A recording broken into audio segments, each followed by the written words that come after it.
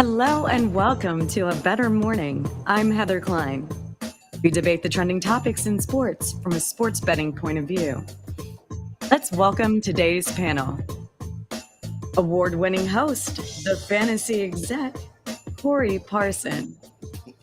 Host of Her Story in the Making, Britt's Fantasy Blitz, and co-host of Lightning Round, Britt Flynn.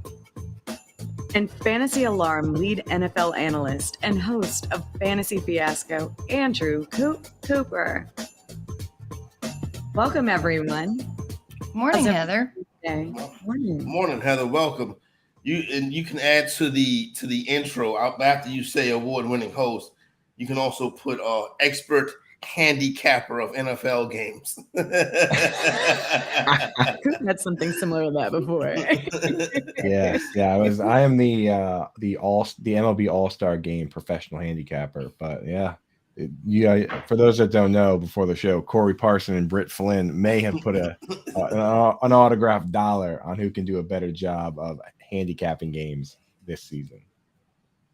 That would be amazing to see. Ooh. She said, I'm scared. Bone crusher out here. Yeah, and I see the folks in the chat are surprised that I'm not wearing a hat. Yeah, Coop is cleaned up. What's going on? You got to go to court today? No. Just never make an excuse for looking good, Corey Parson. Oh, okay. You know the rules, brother. No, but I do got to go to town hall. Look at that. All right, let's get it started. Bergen record baseball writer Pete Caldera posted yesterday on Twitter showing a video of AL MVP Aaron Judge running bases to test out his injured toe. It's not the first time he's done some baseball activities, but let's not rush to add him back to our fantasy baseball lineups just yet. As GM Brian Cashman said, Judge's return to the field is close, but wouldn't commit to a timeline. The Yankees have only won 2 of their last 10 outings, and they are last in the AL East. Britt, how do you feel the Bronx Bombers should approach the trade deadline? Yeah, and they lost again last night. I mean, the Yankees are in shambles. I joked that the trash truck wrap was kind of a metaphor a couple of weeks ago, but now it's just to the point that it's sad. The solution, I think, is to raid the White Sox yard sale, where everyone and everything goes. Bring back Andrew Benintendi. Coop, I know he didn't do well on the Red Sox. Corey, I know he disappointed during his stint with the Yankees, but he's a bright spot on that White Sox team with a 2.9 hitting average, and that's higher than anyone on the Yankees' current roster by 0.05 of a point on a White Sox team that's looking to sell off all their assets. Put together a package for him and either Dylan Cease or Reynaldo Lopez or Severino and whatever else they can get to cut down on their luxury cap tax, and I think they have a chance to climb back out of the hole that they've dug. Yeah. So, Britt, I'm hearing a lot of stuff that you're saying. I'm hearing a lot of people saying they're going to be sellers. I've actually don't think I've ever heard more mixed signals come from one baseball team than the Yankees this month. Hal Steinbrenner said that no one's on the hot seat, and then Brian Cashman turned around and fired their hitting coach, something he's never done in 25 years, fired a coach during the season, right? John Boy comes out and says they're going to be sellers, while Brian Hawk says they're going to be buyers. What happens virtually every time you have a team like this that is just somewhere in limbo and they don't know what they're going to do is they go out and they just don't do enough in whatever direction they're going to do. So I expect the Yankees to come out and do some sort of retool where they, sell a couple guys on the fringe and it doesn't really matter. Or maybe they go out and add some marginal players like, a reliever or, some bat that can play a little left field. But whatever they end up doing, I expect it to be not enough in either direction. That's what teams in this situation almost always do. So the fact that somebody had the audacity to say out their mouth that the New York Yankees are going to be sellers lets you know how far this once proud franchise is dropped. The New York Yankees is sellers. This is a team in a sport with no salary cap that is probably the most recognizable brand in all of professional sports, and they're selling. The Yankees were once considered too big to fail, and now all they do is fail. I don't want to sound like that spoiled Yankee fan, you know what I'm saying? But this is a disaster. last place in the AL East with poverty franchises like the Baltimore Orioles and the Tampa Bay Rays running the show. Very disappointing, but the bottom line of the matter is this. It's time to blow this thing up. It's time to get rid of Aaron Boone. I would keep Brian Cashman. You can't get rid of the ownership group, but you know what? Stop showing up at Yankee Stadium and stop tuning into the Yes Network and something to change. Yeah, and the pitching, something has to be done about the pitching. Like when Severino's ERA is the devil's number at 6.66 right now, that's just a bad omen all the way around. Like they have got to bring in some pitching, and Aaron Judge can't be the only person on that team. They have to bring in some people and other pieces that can help support him. What Like, what happened to Gleyber Torres? He was supposed to be big, the new like El Papi. Come on, what's going on, fam? What are we doing? These dudes is mid-grade. They ready. What you need is what they really need to do in New York is take both teams, go down, meet up on the subway, and have whatever good players are remaining go north, and the other team go downtown, right? So, I mean, if you take the pitchers from the Mets, put them on the Yankees, maybe you have one viable team. But yeah, this is not the New York we're used to, right? Well, it's not the Yankees. Yeah, the Mets are exactly what we're used to. The other team is exactly what we're used to. They're always sellers. Because they make bad contracts. I can't even make. It is crazy. Yeah, and they can't keep the players healthy. But listen, I can't even make fun of Met fans no more. That's not how I want to spend the dog days of summer. Right. You know what I mean? Yeah.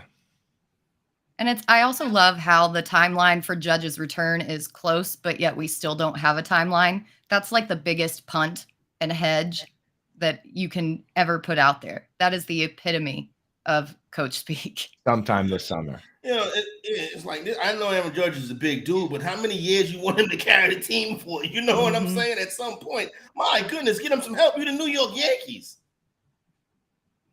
Poverty franchises like the Baltimore Orioles. You got to be ashamed of yourself, Yankees.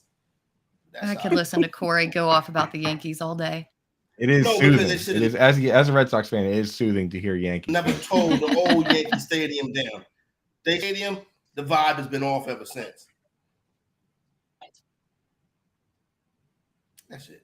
Continue to break down Madden 24. No, I love the passion. It's one. We continue to break down Madden 24's 99 Club, and the running back list has been released. There's a new sheriff in town as Titans running back Derrick Henry has been thrown off his horse. The new number one is none other than Browns' Nick Chubb, followed by 49ers' Christian McCaffrey, and an RB that couldn't secure a long-term deal in Raiders' Josh Jacobs.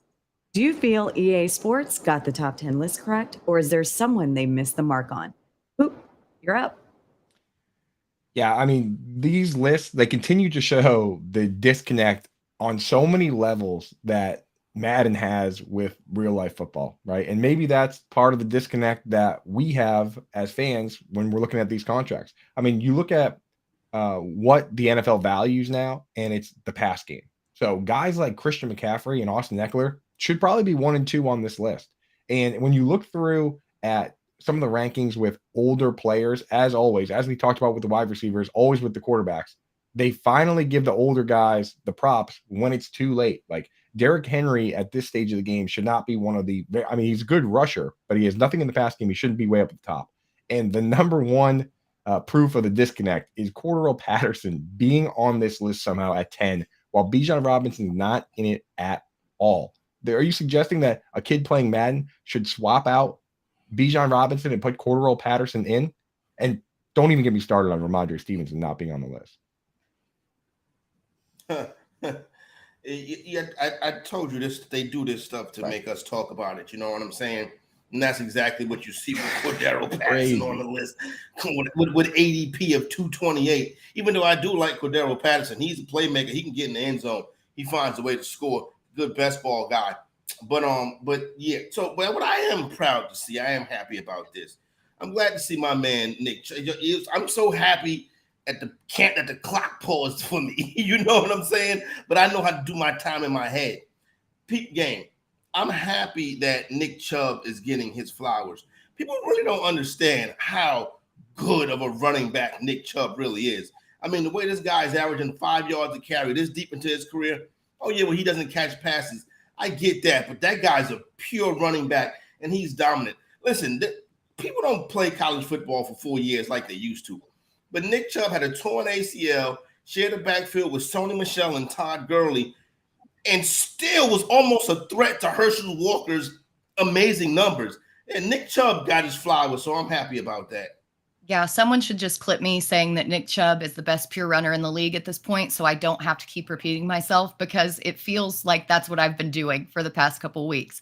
But I've been saying this for years. He doesn't get the love in the fantasy community because he doesn't catch passes, but that's not what we're talking about here. He was number 1 in evaded tackles last year, number 1 in breakaway runs. The dude is a beast. As far as the rest of the list, I think that I would put Jonathan Taylor above Dalvin Cook. It's kind of what you were talking about, Coop, the older guys getting their flowers above the younger guys. And yeah, I'm with y'all. I'm really confused as to why Cordarrelle Patterson is included in this list.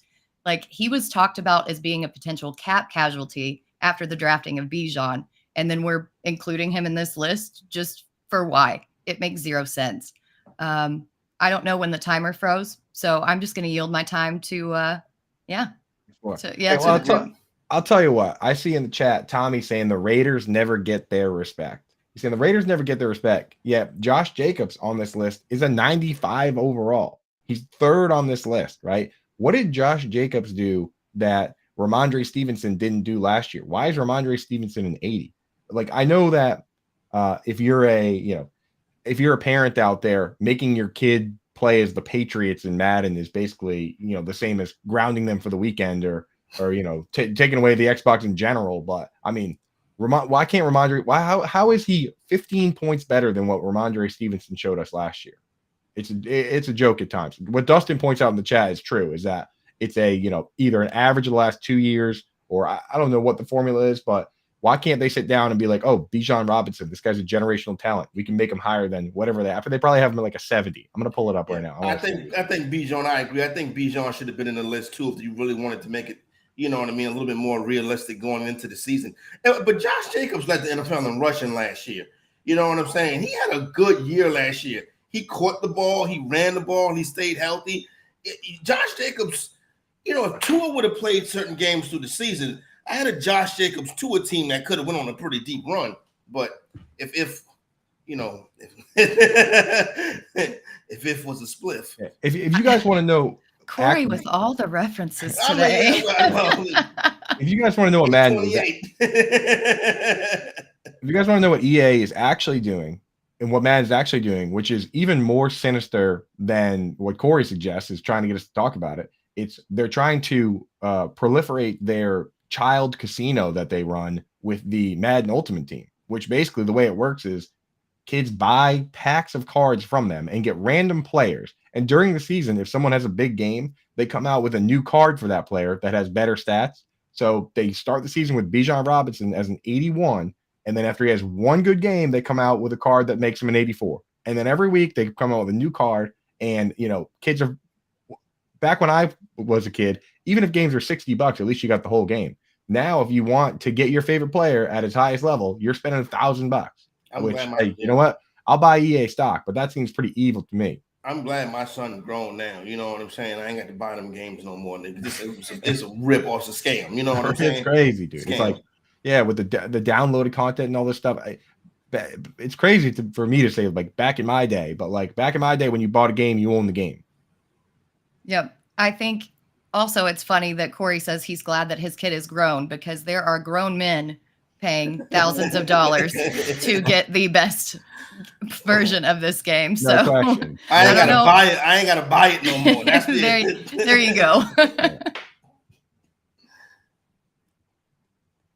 There are many teams that have yet to win a championship in their respective sports. Tampa Bay Rays, Indiana Pacers, and we will never forget the epic loss by the Atlanta Falcons in Super Bowl 51 against Coop's New England Patriots. I personally still haven't gotten over the 93 NBA Finals, where my favorite player, Charles Barkley, and the Phoenix Suns lost to Jordan and the Bulls. Who do you think is the best team to have never won a championship? Bree, you're up. So, that 93 Phoenix Suns team was a good basketball team. They had a real bad fight when the Knicks came to town that year. Crazy. But for the most part in professional sports, the best team tends to win. I think in the NBA, the 2002 Sacramento Kings were robbed on national television by the Los Angeles Lakers in the NBA. 2016 Golden State Warriors, great team, fell victim, didn't win the championship. And then Coop will probably tell you something about what happened in 2007. But I'm going to go to the collegiate ranks, and I'm going to go with the best team that ever won a championship, the 2002-2003 Miami Hurricanes that lost in the Fiesta Bowl and what I think was the greatest football game ever played. And it was an absolutely loaded football team. Ken Dorsey, Willis McGahee, Roscoe Parrish, Andre Johnson, Kellen Winslow, Sonoris Moore, Sean Taylor, some NFL legends on that team. They were running through college football that year and then had a controversial overtime loss to Ohio State and the original Youngstown Boys crew. So I want to go with the 02-03 Miami Hurricanes team that lost in the Fiesta Bowl. Yeah, I think that's a good one. But for me, it's got to be the Buffalo Bills, right? I watched an incredible amount of Super Bowls between the Bills and Cowboys, and an incredible Jim Kelly-led team with Thurman Thomas, Andre Reed, Bruce Smith, Darryl Talley, all on that team. It's too many to name, to a record of 4 consecutive Super Bowls, and they couldn't win a single one. And we've seen it in recent years too. The Bills are so close to getting back with Josh Allen. Then the 13-second miracle play by Patrick Mahomes put them out. They lost in the snow against Joe Burrow this past season. The team is good. It just feels like they have a little bit of a curse over their franchise. And it's time that they win, but I don't know if it's going to happen. Yeah, the Buffalo Bills are a sad and kind of at times hilarious tragedy story. Going back to the Music City Miracle, right? Like going back to the 4 times they lost the Super Bowl in a row. Then you had the Music City Miracle. Then Tom Brady had his foot on their neck for 2 decades, and now Patrick Mahomes is terrorizing them, and Joe Burrow and the whole gang. But Corey's right. The best team, the best individual team to not win the championship was obviously the 2007 Patriots. That team was an absolute steamroller. Tom Brady, for the first time ever, had a real wide receiver, one of the best of all time, maybe the best of all time talent-wise. Obviously, Jerry Rice is the numero uno in every category, but Randy Moss that year, 23 touchdowns.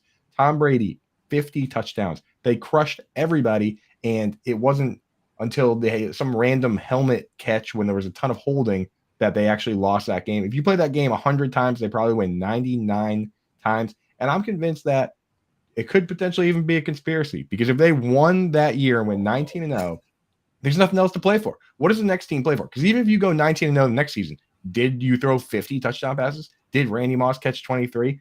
The league had to step in and put a stop to that one. And you know what? I don't even blame them. So that's best team of all time. Coop, the question was, which team has never won a Super Bowl? You guys Randy Moss. You guys are leading the entire NFL in Super Bowl championships. And then the conspiracy thing. Come on, Coop. Come on. The conspiracy thing is crazy. You know what I'm saying? Team Randy Moss is the best team to never win a Super Bowl. Listen, I think that's I agree. That team, I remember during the regular season that year, they beat Washington so bad. People was like, why did Bill Belichick run the score up on that poor old man Joe Gibbs like that for? I mean, they was running the score up like a college team. Killing people. It was tough for me not to put that team at 1. And then the 2016 Golden State Warriors, I mean, they won 73 basketball games, which is crazy. Splash Brothers in their prime, but they lost to the GOAT, LeBron James. So, with that 07 Patriots team, that was mean. Yeah, they were doing. You're right. It was mean. They didn't win the championship. There were weeks where it felt mean. It was crazy, dude. And that year in New England, if you lived in New England, your fantasy leagues were ruined because some homer went out there and took Tom Brady and Randy Moss and the dude who took, and even Gostkowski, like the homer kid in your league finally got his redemption, and it probably ruined your league for the next 10 years because that kid was trying to chase that same thing, Yeah. I mean, I think that it's true, but also, Coop, come on, conspiracy. Oh, I need to hear more about this conspiracy. It makes all the sense in the world. Oh no, you just can't. They just you can't let a team just dominate like that. They had to step in and stop it because then there's no hope for anybody else. What are you even playing for? But what's the conspiracy? Like, okay, so say you're the fan of the 2002 Sacramento Kings. There was a clear conspiracy. You know what I'm saying? No, it's the same people. The Lakers shot 17 free throws in the fourth quarter. You know what I mean? It's the same people pulling the puppet strings above Roger Goodell. You know what I mean? They up at the top of the top secret penthouse floor of some casino in Las Vegas. They had to call it in. String helped him catch the ball with his helmet. There were a couple. I probably could have called 4 or 5 holding penalties on that play. And I will say this: that was the one time ever that Las Vegas has lost money on the Super Bowl. The one time ever. Cool. Was Mario Manningham out of bounds in 2011? No, that one was legit. Oh, nah, he was good. We can't. That's the thing about conspiracy theories, Corey, is that you got to keep it a little bit realistic. You can't just say all the times we lost it was our dark reptilian shape-shifting overlords. This one time though, it was. So did Michael Jordan get suspended, or was it a gambling suspension? I mean, was Michael Jordan a gambling suspension, or did he retire to go play baseball? It was a gambling suspension. Everybody believes that. Actually, no, he didn't gamble. It was retribution because he pushed off in Game 6. All right, that was before Game 6, though. Was it? Oh, was yeah. This was the first time he retired. When he so went to actually, go play baseball. Well, it works the other way. Though. They let him push off because to pay back.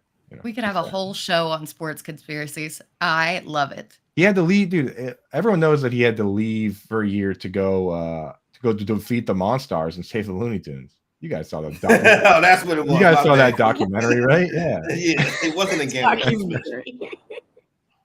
That's amazing. Now it's time for Dealer's Choice. Give us your bet of the day. It could be on any topic and any sport. Britt, what do you have for us today? Well, after cashing in on my bet yesterday, I'm going to double down with another MLB bet and go with the Diamondbacks winning against the Braves at plus 150 on the money line. I think it was actually plus 150 last night. It's gone up to plus 164. I'll take that all day. This is going to come down to the wire. I will give you that. There are going to be fireworks, but I'm banking on the Diamondbacks defense to get this win done. Their fielding rate sits at 990, which is first in the MLB, and they have 77 double plays on the season, and they have converted 69% of in-ball plays to outs. The Braves are now sitting on a 4-game losing streak, and I'm counting on the sweep from Arizona. Yeah, I'm going to continue my corporate finance series on long-term football bets because honestly, it would be disingenuous for me to throw out some baseball bet when I don't really care about betting on baseball right now. What I care about are the upcoming fantasy football season, and there's a lot of ways to arbitrate and arbitrage some of these lines, right? I look at the Carolina Panthers, and I kind of liked Adam Thielen until I started looking at the lines and what Vegas is telling us. They paid him a decent amount of money, but they're setting it over-under at 525 yards. Jeez. That's it, 525, man. Like, they're basically telling you that the Panthers wasted their money here. But Adam Thielen is him or Jonathan Mingo, the first ones to come off the board virtually every single time in your fantasy drafts. DJ Chark goes well after those guys, and his over-under is set at 675.5, over 150 yards higher than Adam Thielen. So here's the way I'm dealing with that.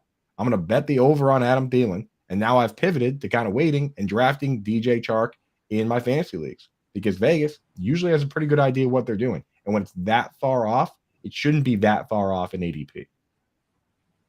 I like the way you're thinking right there. That's a good way to go about that. I like that hedge, the betting with the fantasy. You know what I'm saying? Because you want to walk away with a win some way. So I like that. Good thinking. As far as my bet goes, I'm sorry, but I'm gonna fade the Buffalo Bills. I know we were talking about the Buffalo Bills, but I'm gonna take the under on the Buffalo Bills season win total of 10.5. I don't know, but the fact that you come to OTAs and Diggs shows up still upset about the way the season ended last year, to me, I think the disease of me has crept into the Buffalo Bills locker room. I think it's going to be a problem throughout the course of the season. I'm going to fade the Buffalo Bills under 10.5. I think there's going to be a different champion in the AFC East this year. Corey, Yeah. Go ahead. I'm fully with you on this situation. There's two teams I look at this offseason where these teams are in. These teams are like no more rebuild. Like it's time to win now. I'm looking at the Detroit Lions and the Buffalo Bills. And this is how I look at it. If Jahmyr Gibbs and Dalton Kincaid aren't stars right away and contributors right away for these teams, these fans should have the pitchforks out because the Buffalo Bills essentially, they've gotten to the same spot every year and they lose every year. And a lot of it is because too much of it is on Stephon Diggs and he knows it. And that's why he's pissed off. So you would think this team would go out and find a true wide receiver 2 so that Gabriel Davis can be the wide receiver 3, right? We learned from the Rams when they won the Super Bowl that when you have 3 wide receivers, sometimes that's not even enough. They had to go out and trade for Odell Beckham Jr. So this team, I feel like they are it's like that kid in your dynasty league that tries to win 3 years in a row in the future. So he never actually sits down and builds a team that can win right now. Dalton Kincaid and Stephon Diggs and Gabe Davis, I'm not sure that's enough. And I kind of feel the same way about the Lions. Trading for Denzel Mims isn't going to move the needle, right? They're going to draft a rookie tight end and go with a rookie running back. I think this team is just setting themselves up to be a perpetual almost there. Yep. I think not getting a legitimate wide receiver 2 is really the crux of the Buffalo Bills struggles. And we want to talk about conspiracies. People can say that Stephon Diggs is unhappy with what's going on with the offense. I think it's Josh Allen's baby mama drama that happened the morning of the championship game against the Bengals. But we don't Spill have that time tea. to get What into baby that. mama drama? Oh, we don't have enough time. We have 30 But seconds. I'll link it on my Twitter. Y'all follow me on Twitter and I'll Post put a it video out on our YouTube. I feel like people would be all over that. Me and Josh Allen got some of the same issues. Oh Excellent. man. Yeah, I do love that. But hey George, like the way your hair looked today, Coop. Yeah, that's the thing though. George is a Boston guy, so when I read that, I never know if it's serious or not. And my first guess is always that it's not. So yeah, either way, George, I appreciate you, brother. Yeah, there you go, dude. What's up? okay, well, so for Tommy in the chat, since we have a little bit of time, I'll just give the abbreviated version. So apparently the gossip goes that Josh Allen was cheating on his longtime girlfriend, that he got this woman pregnant, and that his current girlfriend showed up banging at his door the morning of that championship game, and that Josh Allen was so out of sorts by dealing with this drama that his head was not in the game, and that was why Stephon Diggs was yelling at him on the sideline. That's great. So now Josh Allen's Antonio Brown. Yeah, supposedly it's been debunked, but he should have just listened to Stephon Diggs, the guy who famously and publicly broke up with his 40-year-old Instagram model girlfriend because he likes to keep his options open when he's on the road. Google that one. Yeah, the Diggs brothers be in DMs hard. You know what I'm saying? Because Trayvon got an Instagram girl too, a couple of them. You know what I mean? God bless. On that note, that was trust me, it don't work. way messy. It's way messy. That was today's edition of A Better Morning. Thank you to Corey, Britt, and Coop. Make sure you check out Sharp Angles Live with Rich Rebar and Ray Summerlin at 12 Eastern. If you missed any of our shows, you can find them all on our YouTube channel and at bettersports.com. We wish everyone a better day.